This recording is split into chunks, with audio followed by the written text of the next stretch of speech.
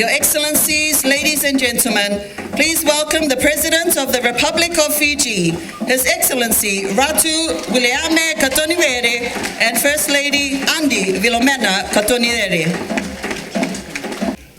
First of all, the President of the Republic of Fiji. This little island has had a long association with Fiji, starting from just after the Second World War, when we sent our students to study at the medical school in Fiji.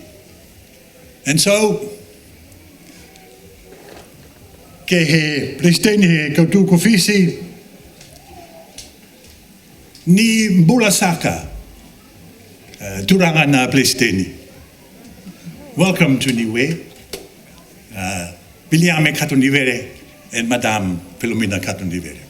And may the relationship between our two countries continue. Your Excellencies, ladies and gentlemen, please remain standing as we raise the flags and the anthems are sung.